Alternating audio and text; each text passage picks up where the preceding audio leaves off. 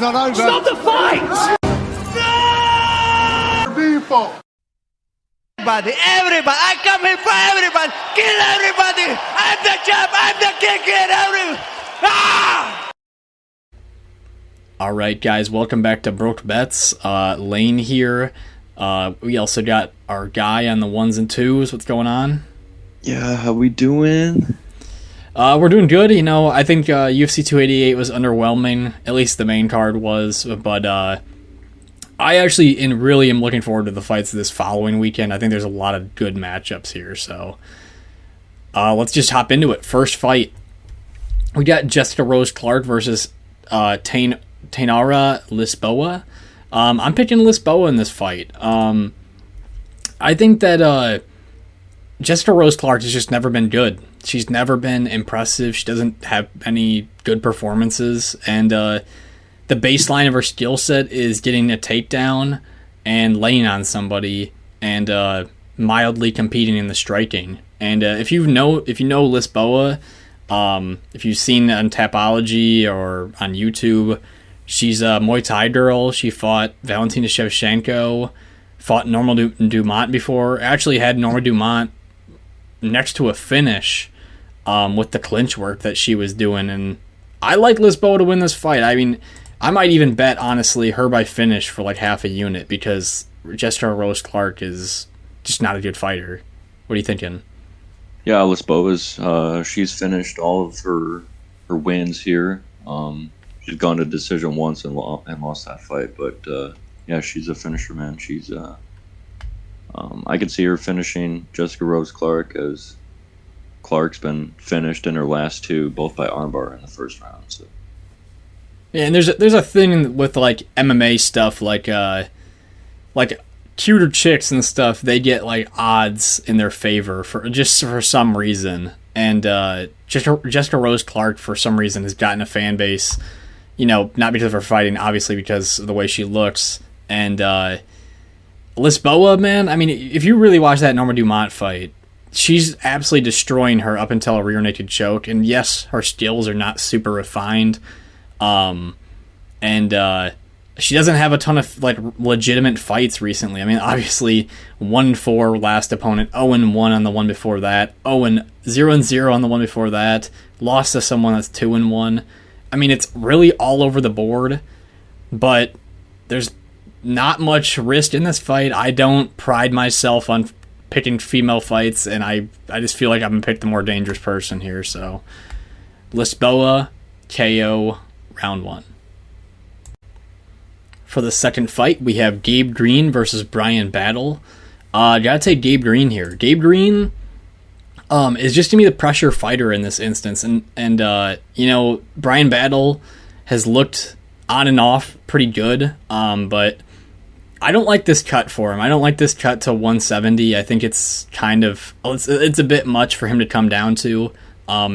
He does have, you know, good kicks at range, but doesn't have a lot of damage with his like kicking game. I know he had a head kick knockout, but other than that, it's mostly touching people at range with the kicks. And I just don't think his hands are going to be on the same level as Gabe Green here. Gabe Green being a guy who's constantly on the front foot, and you know, he just got outstruck by somebody who does Bryan Battle's style of that on the outside kicking game, but Ian Garry does it so much better. So I think Gabe Green finds a knockout in this fight. What do you think about that? Yeah, Gabe Green's super tough. I mean, shots he took against Johan Lanes proved that. And then in that fight as well, I mean, Johan Lanes just kind of seemed to give up because he was gassing out. And I think Gabe Green can put on the pressure here and hurt Bryan Battle and maybe knock him out in round 2 here. I mean, yeah, he has the durability to go past the punches. I'm not super convinced with Bryan Battle's hands. I think Battle could try to wrestle in this fight too, but I haven't seen Gabe Green get controlled on the ground for too much time, and he's been able to scramble out of bad positions. And he put up a good fight against D-Rod as well. I mean, he got beat and he was getting outstruck, but at the same time, he stayed in the fight, and he's a hard guy to deal with. And yeah, I placed a bet on him. I got him at -135. I think that he does outwork Bryan Battle in this fight, and it could be close, but I do think that he still is the better fighter overall. So Gabe Green, knockout round 2. Okay, for the next fight, we have Yeon Kim versus Mandy Bohm. Picking Yeon Kim. Can't bet this fight, can't have any part of this fight, just what the level it's going to be at. Kim, obviously in a losing streak, been in some close fights, but overall, she's just going to be better than Mandy Bohm. She's going to have the higher volume, probably land more punches, and I think she just easily takes this decision. Again, I can't have any part of the over 2.5 or the any other or anything in this. It's just too low level for me. What do you think? Yeah, I think she'll just be the more active fighter, and she'll be able to probably win a decision here. Yeah, I don't really see a finish either way here in this fight here. Mandy Bohm too she's just not a good fighter. I mean, her last fight, she got taken down so easily with control time as well. Kim could take this fight to the ground, but I think you guys know the prediction on this fight. I don't think too many people need that much input. Yeon Kim by decision.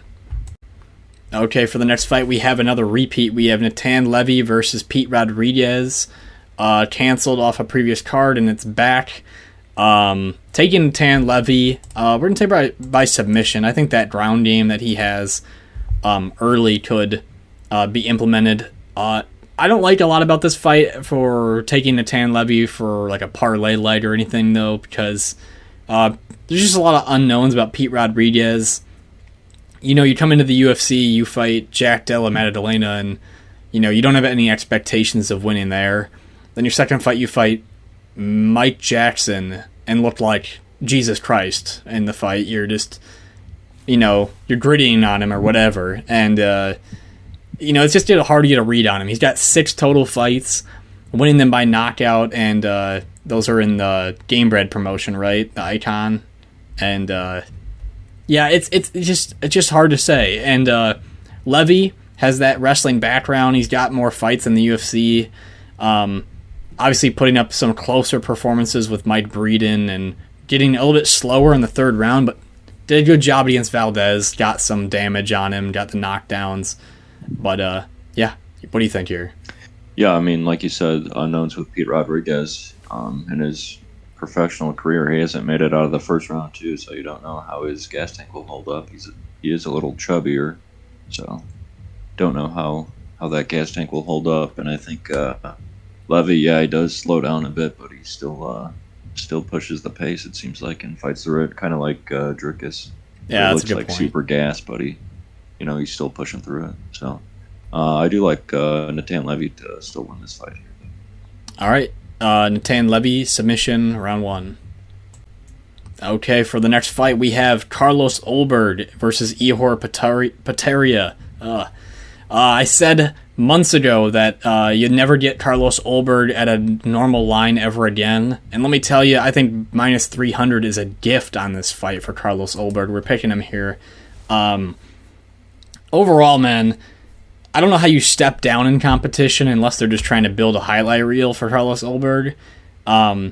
Beats Stefan and Chukwi. Debatably, I think Nedomirianu could be on the same playing field and move it, or maybe slightly a step down. And then now we're going down a further tier to Ihor Potieria. We're getting the highlight reel KO here for Carlos Ulberg, and I got a first-round knockout. What do you think? Yeah, I mean, Potieria, he lost to Nedomirianu, and Ulberg just demolished Nedomirianu in his last fight. I mean, Nedomirianu didn't even touch him in the entire fight. So, yeah, like you said, Carlos Ulberg by knockout here is the play.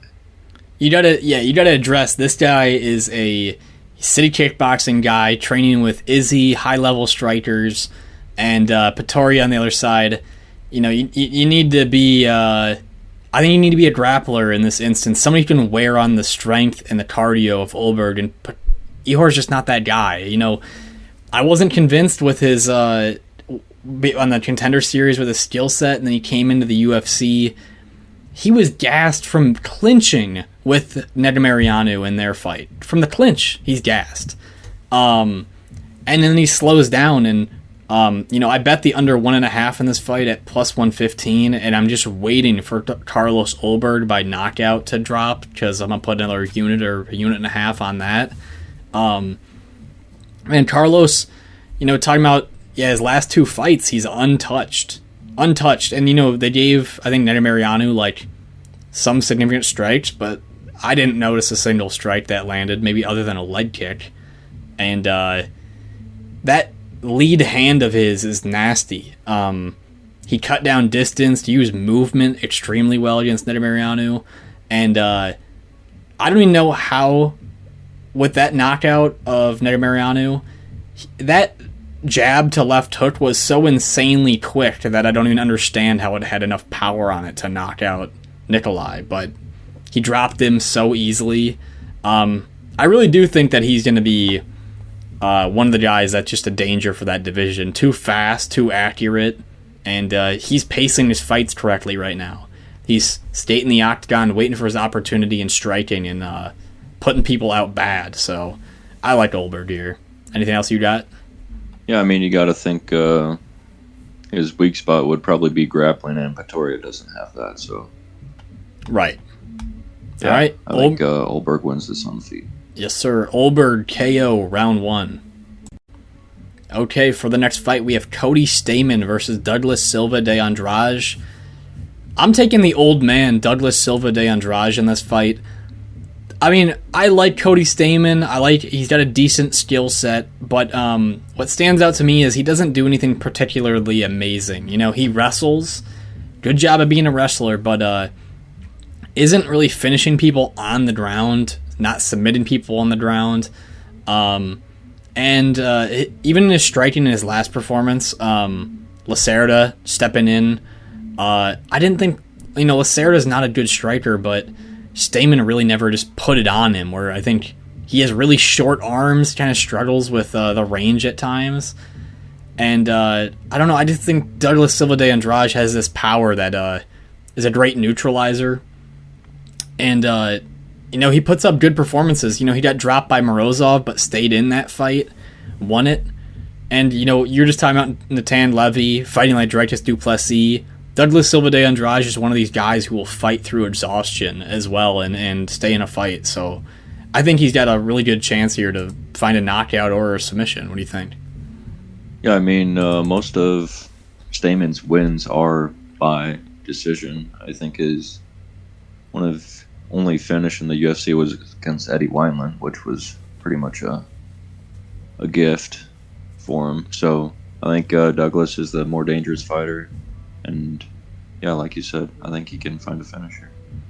Yeah, and he dropped Said Nurmagomedov in his most recent fight in the end of the second round. Took the round from Said. That's a hard person to deal with, and Cody Stamann got submitted pretty fast by him. Not that MMA math really matters that much, but Sergey Morozov as well, when he dropped Douglas Silva de Andrade, that's a guy who has pretty different boxing styles that he'll show. He hit him with the uppercut, and then from there, Silva's just throwing haymakers on him and dropped him until he found a submission. I'm just not totally convinced Stamann will hold him down. I haven't seen Silva de Andrade just get completely held down. He does try to get up. He's got a good guard. But yeah, I think that he has the power advantage, so I'll take him. Douglas Silva de Andrade by knockout in round 2. Okay, for the next fight, we have Karl Williams versus Chase the God Sherman. Taking Karl Williams, not a surprise there. We already did a breakdown on this fight, I believe. And I think Karl Williams, he's going to use that wrestling, and it's good that I think this fight was a short notice replacement before, and where it stands now, I think that extra couple weeks for Karl Williams will help in the prep for this fight and stylistically help overall. But I think he's just going to out-wrestle Chase Sherman, get him up against the fence. He had a strong double leg in the Contender Series. Also, Lucas Bresky, who showed he could get up from the takedowns in his previous fight. I don't think Chase Sherman shows those same attributes. And on the feet, I could see Williams even handling range and not getting beat up there. So I like this one to go this one to go the distance and Williams to take it. What do you think? Yeah, I mean, Sherman just doesn't really have that ground game, so I just think Williams will be able to take him down, control him, probably win a decision here. Right. I bet the over 2.5 at plus 125 on this fight. I really believe that Karl Williams will just lay on him, not go for a submission, and even if he does ground and pound, Sherman's shown that he's actually pretty damn durable to some striking. You know, Cortez Acosta hit him in the head 1,000,000 times in that fight, and Sherman just kept standing there right in front of the punches and eating them, but I think that he can survive this. I know he's getting submitted by Jake Collier and some other guys, but Romanov. Yeah, Romanov's a little bit more excusable, but Karl Williams coming with that speed advantage, getting the takedowns, control time, and hopefully the decision. Okay, for the next fight, we have Matt Brown versus Court McGee. Taking Matt Brown as an underdog, and, you know, the age is a big factor in this fight, but Matt Brown really hasn't showed that he slowed down too much in his last fight. He's breathing a little heavy, kind of tough. I honestly feel like that should have been his retirement fight, because it was such a crazy fight. You take that much damage, it's a good way to go out. And Court McGee, on the other hand, you know, he just got flatlined, and at 38 years old, I don't know how your chin will heal, and, you know, Matt Brown does have knockout power. You know, I don't know how certain I would be in if he actually can still land a huge knockout blow, and, you know, Court McGee does have still some good defensive attributes, but I think Matt Brown does find the knockout here. What do you think? Yeah, I think Matt Brown's the more dangerous fighter here in this matchup. McGee's been to decision like 9 of the last 10 fights, with the last fight being the knockout loss. So don't know how he's going to be able to recover from that. Maybe the chin's cracked. But yeah, I think Matt Brown can find a KO here.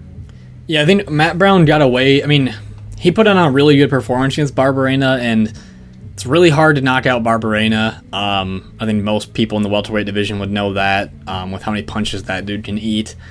And he showed really good clinch game and takedowns there. I don't think he's going to get the takedowns in this fight because Barberena just gets thrown around. But in the clinch, say we get there, I think that Matt Brown holds advantage there. He's just so good with his elbows inside. And like I said, for his age, I really do think his reaction timing is still pretty good. You'd think that somebody at 42 and one of the faster, a little bit lighter weight classes would struggle with the timing and speed of things, but I think he can still make it through this. So, gonna pick Matt Brown, and I think the under could be a decent look for this, just because of age stuff. But we'll see. Matt Brown KO round 2. Okay, for the next fight, we have Tim Means versus Alex Morono. Taking Alex Morono, and what I think will be actually a very competitive striking match. But Morono here, the younger fighter, age advantage, and has looked pretty damn good in his previous fights. He got knocked out at the end of that Ponzinibbio fight, but outworked Ponzinibbio for the majority of the fight, outworked Semmelsberger the majority of that fight. And I think his movement is just hard to deal with. He's not the biggest 170er, but his movement with his footwork, kind of being on his toes all the time, makes it hard for people to catch him. And I think he wins a decision. What do you think? Yeah, I mean, Morono, I think Cass Williams was the only one to catch him. And he was on a pretty good win streak until the Ponzinibbio one on short notice, where he came in week of. But yeah, I mean, I think he'll be pushing the pace, and Tim Means, I mean, really don't think he's all that great, especially at 39 years old now. I like the younger fighter here in Alex Morono. Yeah, I think Means has like the good fundamentals, but nothing's especially great about his game.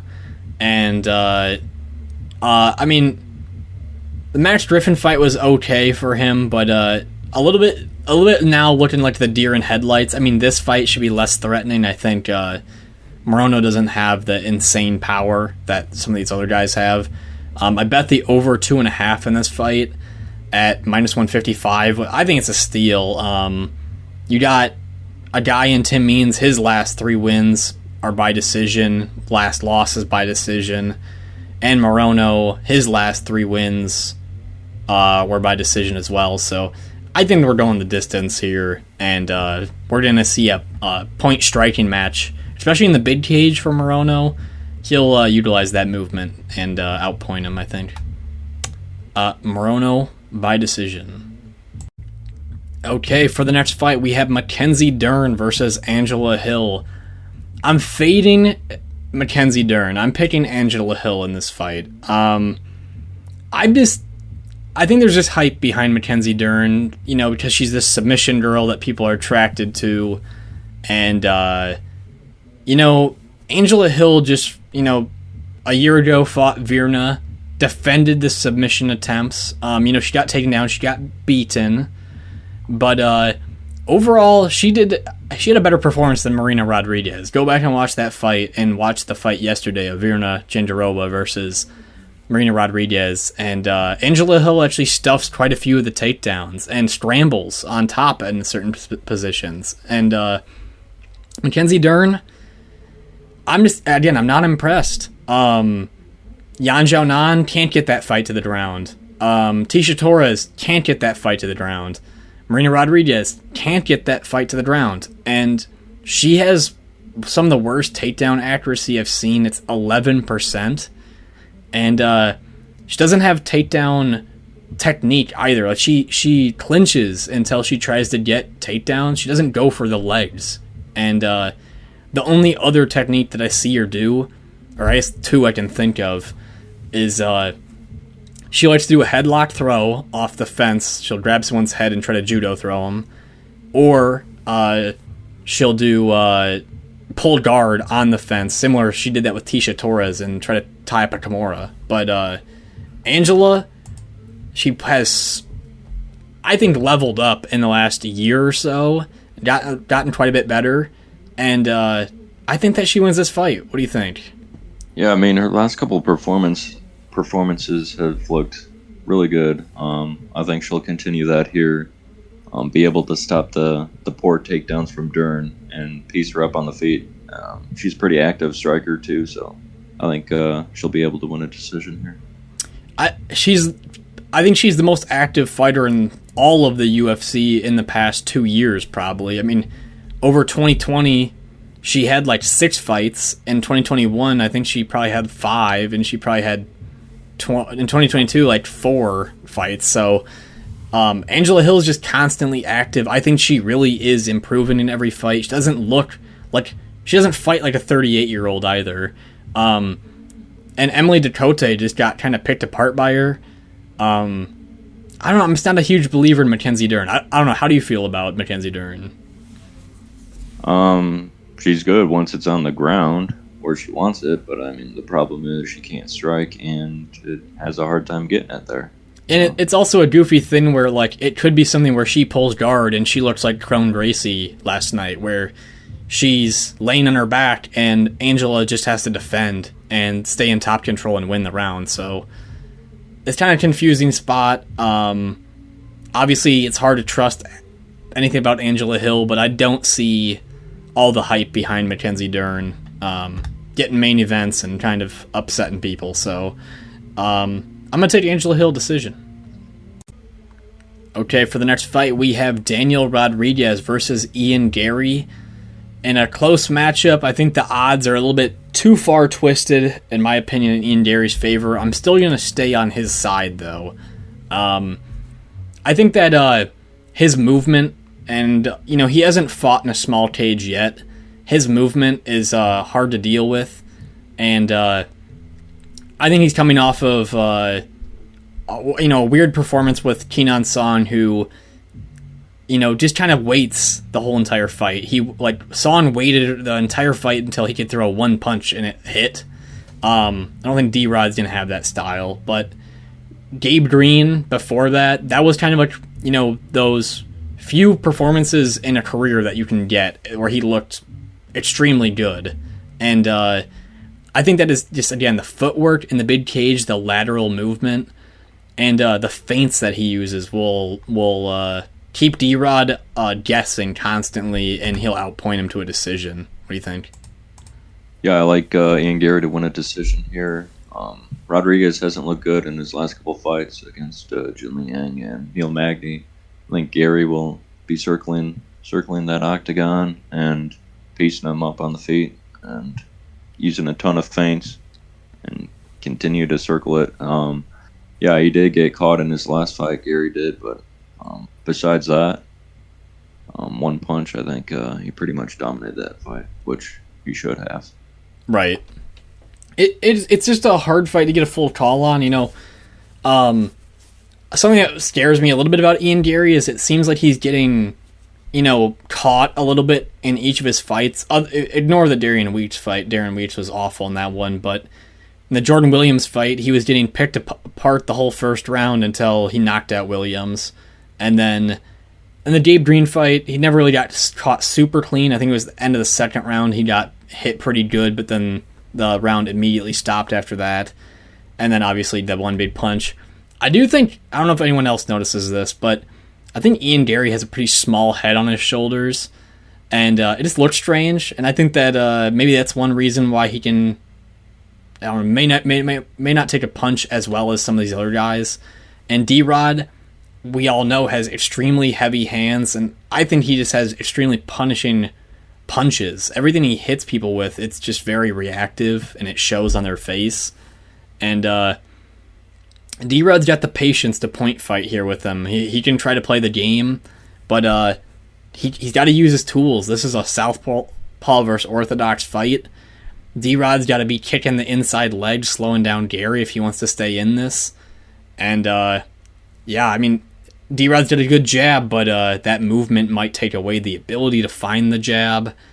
And one aspect I took away from this was I think that Ian Garry's fought a similar style to D-Rod in Gabe Green, and I think Daniel Rodriguez hasn't fought a similar style to Ian Garry, and that could be a hard thing for him to get used to in this fight. So, anything else you got on this one?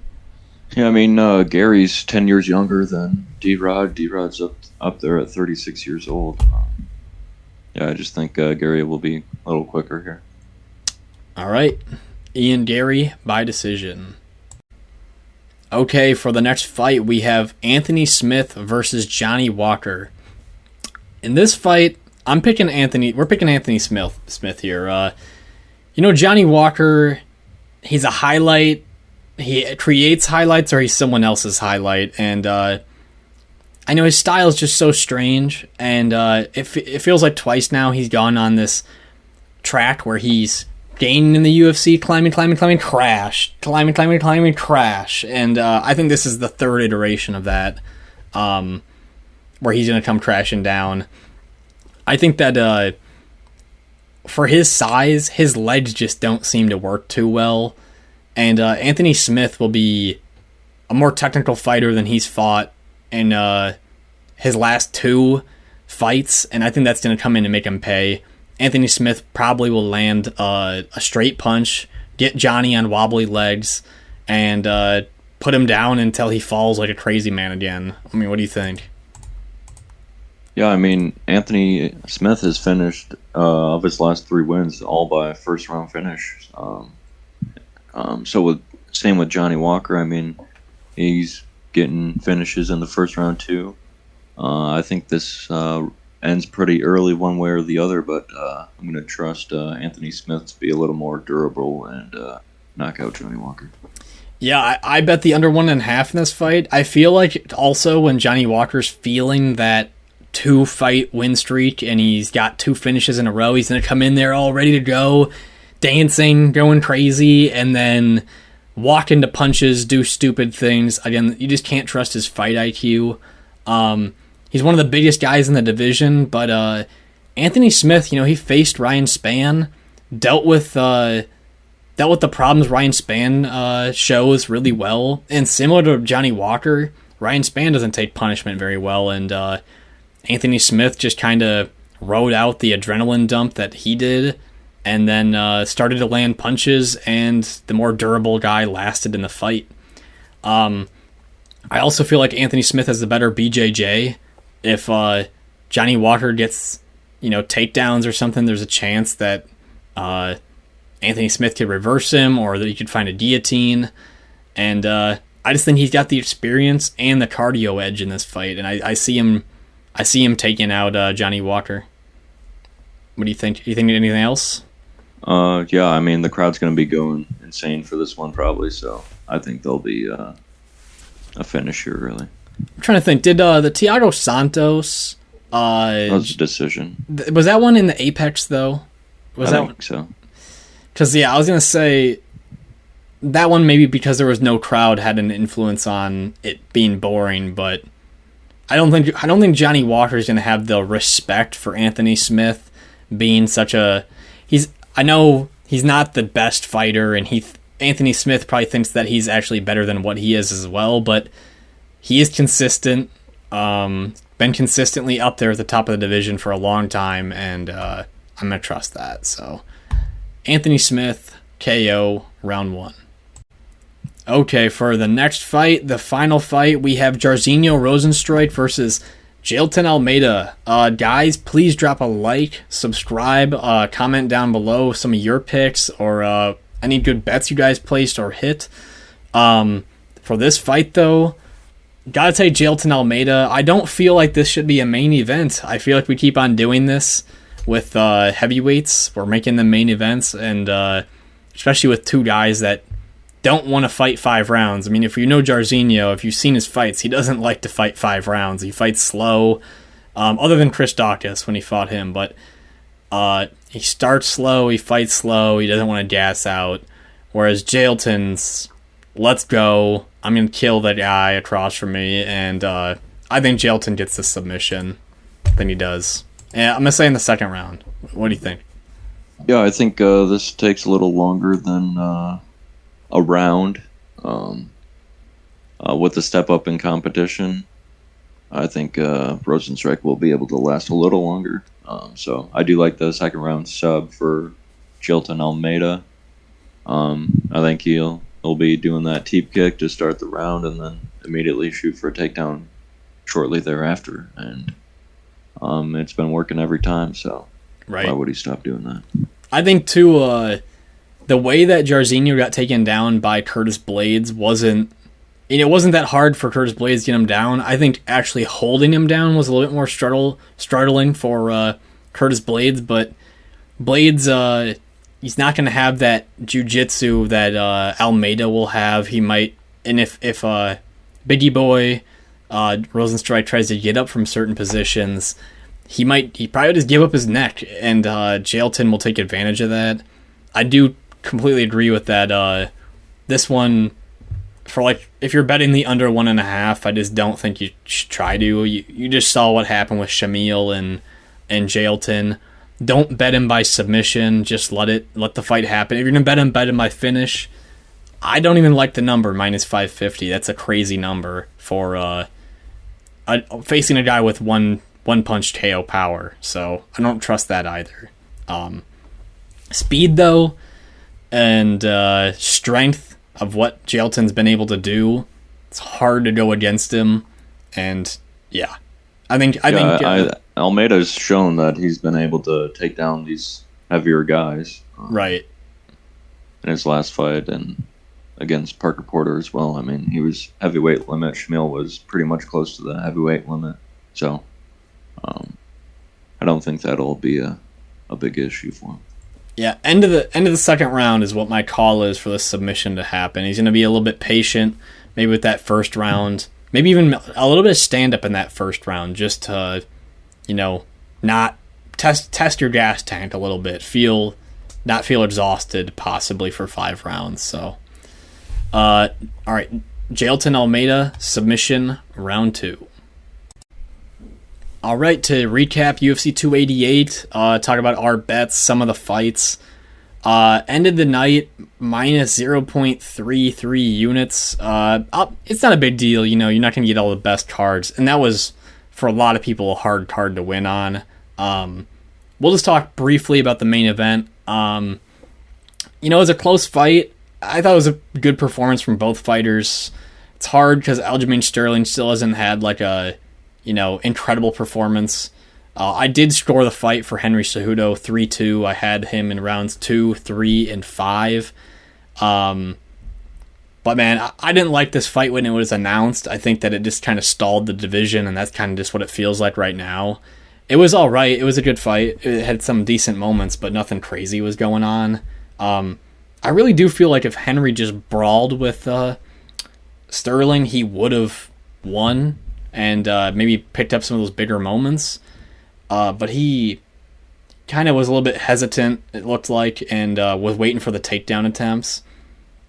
And then, of course, one of the judges, Derek Cleary, fucked up the scoring on round 5 and gave it to Sterling, which actually swung the fight for Sterling, which was all goofy. Yeah, I didn't see it so clearly.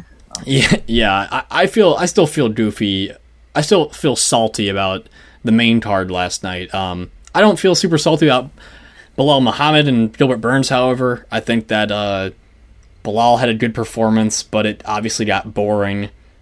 And Bilal was doing really good in rounds 1 and 2, and then when he saw Gilbert had a shoulder injury, he kind of just stopped fighting, which was weird. Because I thought he would pour it on to Gilbert and make him pay, but he kind of just watched him. So, moving down the list of the bets, though, starting with Dober and Evelev in the parlay. Dober was just too willing to brawl. He ate the punches for the time being, and he didn't go out cold, but when you eat like 10 simultaneous heavy punches, it kind of warrants the ref to step in, and Joe Rogan was definitely exaggerating how out Dober was, and he was just trying to stay on that viewpoint, which wasn't the case.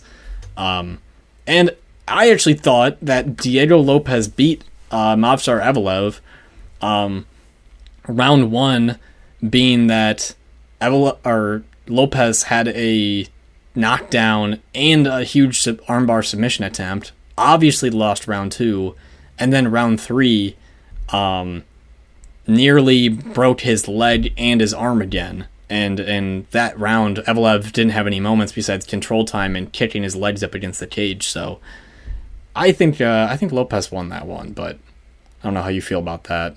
Yeah, I think with that performance, I think it'd be a lot more intriguing to see how Bryce Mitchell would do against Evelev now. Right, another submission guy, so it would have been interesting, yeah. As for Nzechukwu, got the job done but got hurt. And then I thought also Chaos Williams, we got a robbery win for once in a while in our favor, and Chaos Williams got the decision. I thought he lost rounds 2 and 3, so we got lucky there. Down further, we bet Chaos by KO, kind of his typical route of victory. Didn't do it. He just looked so stiff, and I know it's his fighting style, but Bedoya just literally could see all the punches coming, and for having a reach advantage, Chaos Williams has no idea what a jab is, so down further, a little bit of unluckiness with the Kennedy Nzechukwu by KO prop.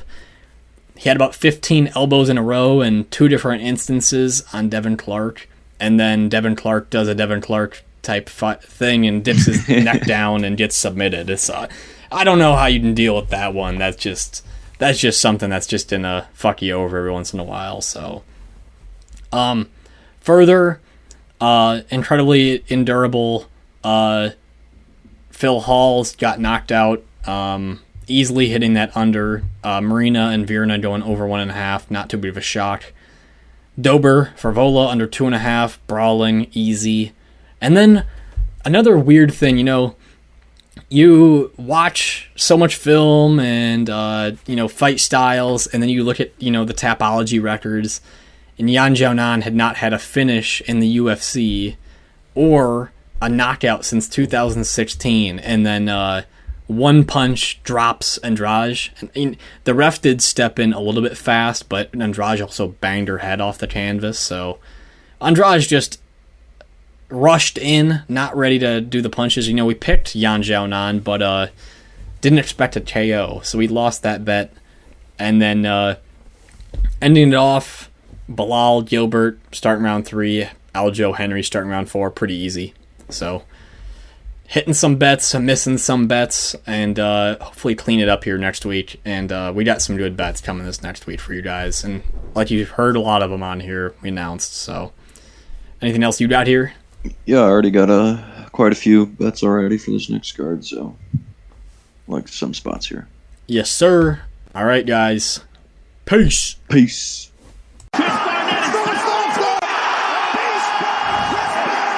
I know. It doesn't matter from the trenches. I'm built like this. The old doubted me said I couldn't do it. The old said I couldn't do it. Look at me now.